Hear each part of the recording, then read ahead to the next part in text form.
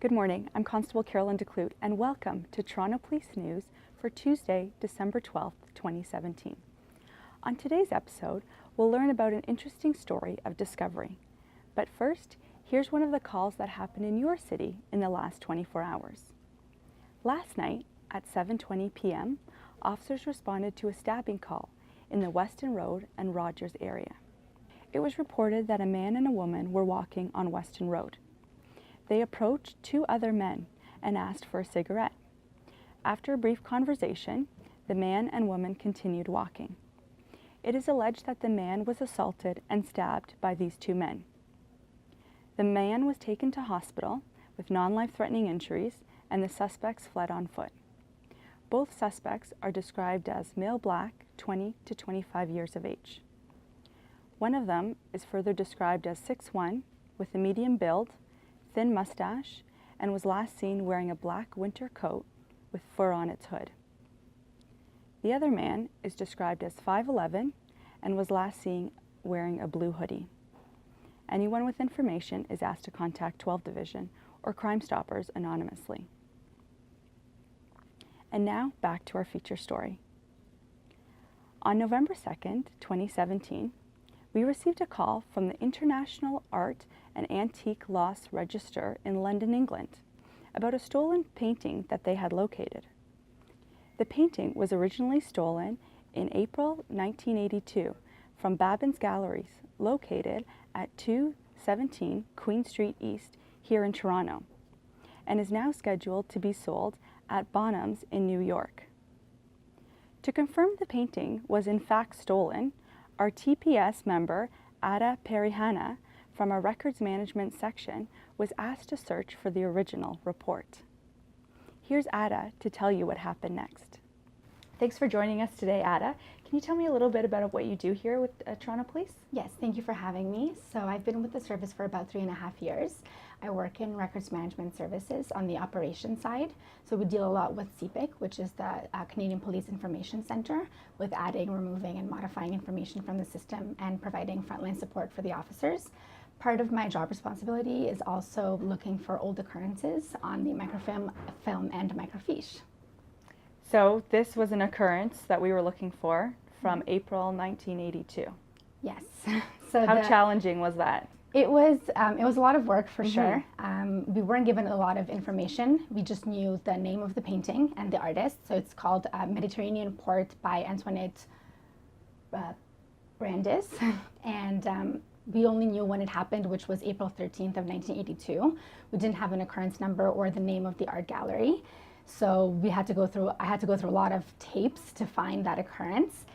Usually we would have an occurrence number, which we can pull up the tape from over here and just find it easily that way. But when we don't have that, we just have to go manually through the tapes. It took about 14 hours, I would say, in total, and 12 tapes. But on the last one, I was lucky enough to find it. And how many theft occurrences did you have in 1982?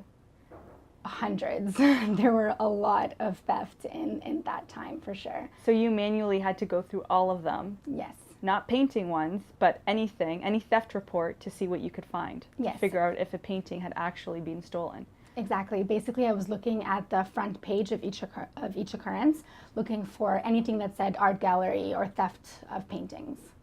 And it's not as easy as it is now, where on a Word document you can search for a specific word.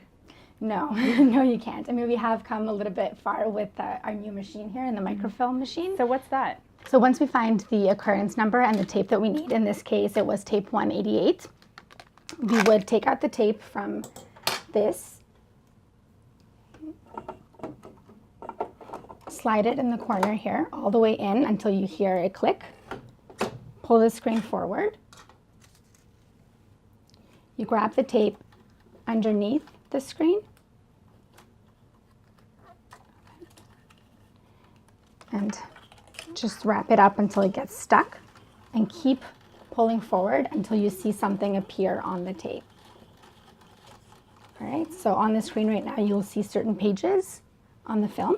So once we have that, push it back all the way until you see an outline of pages on your computer screen. Ada, thanks again for all your hard work. When I got your email saying that you had found a report, I was absolutely thrilled, and I really appreciate it because I know how much work and hours you put into this.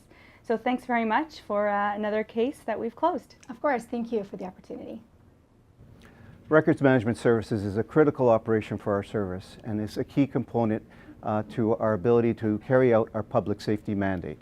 It's comprised of dedicated civilian and uniformed personnel who work behind the scenes, many of them 24/7, to ensure our uniformed officers have timely and reliable information to effectively carry out their policing activities. It performs the vulnerable sector checks as well as manages freedom of information requests from the public. It's located here on the 4th floor of headquarters, reports into Operational Support Services, which reports into me, the Chief Administrative Officer.